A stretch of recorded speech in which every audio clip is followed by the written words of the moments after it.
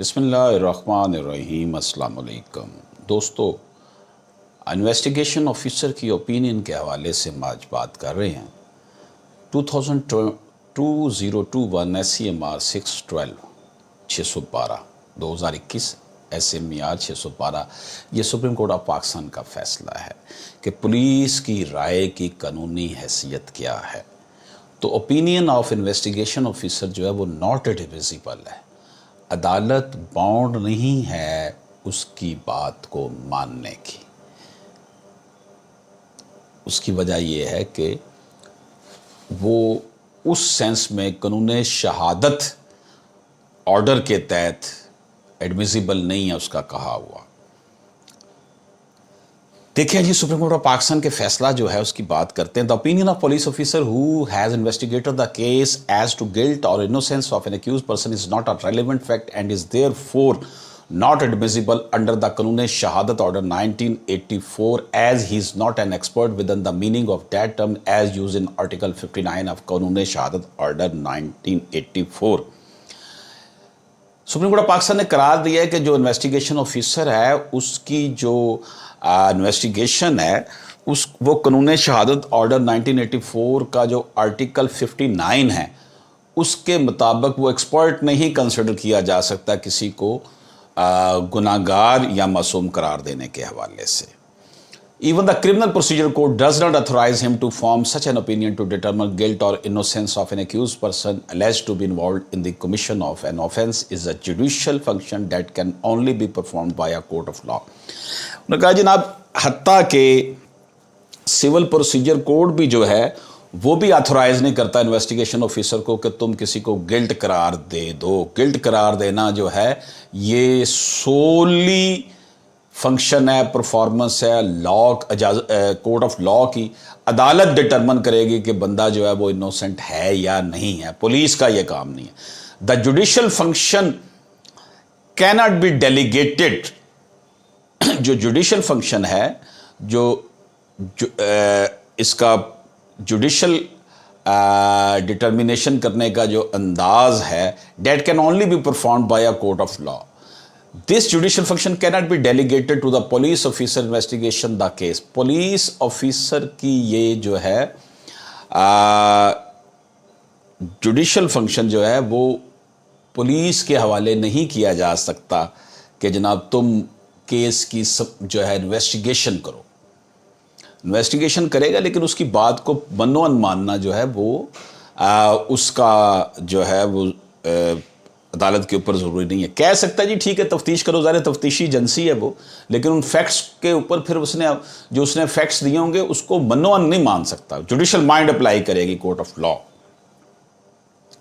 The police officers are empowered under the provision of CRPC only to investigate the non-cognizable offence with the order of a magistrate and the cognizable offence without such order। Police officer जो है वो non cognizable offence जो है वो अदालत के हुक्म से, मजिस्ट्रेट के हुक्म से, और जो कॉग्नाइजेबल ऑफेंस है वो बगैर जो है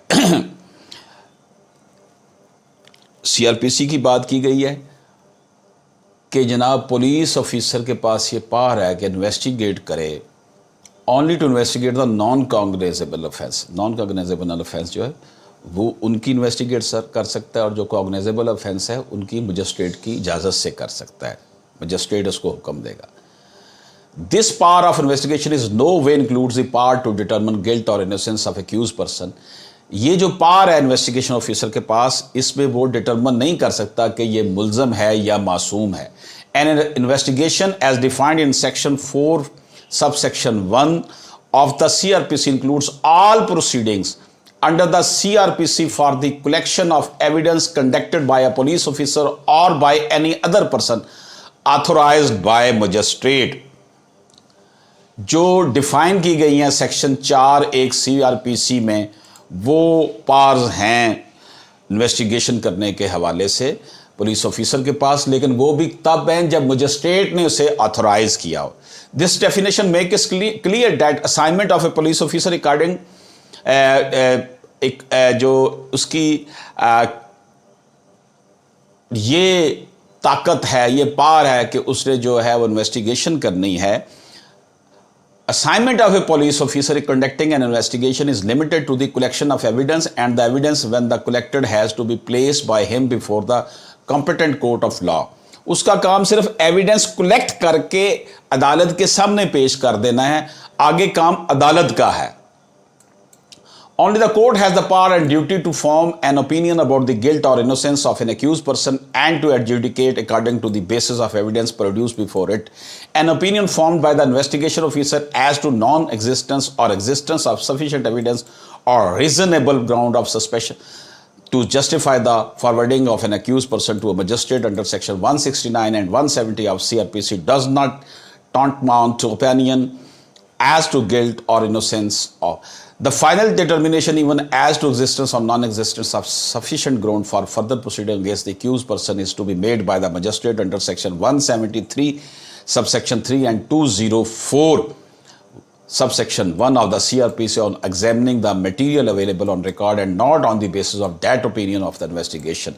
Magistrate ने, अदालत ने ये डिटरमिन करना है कि बंदा जो है वो इनोसेंट है या इनोसेंट नहीं है.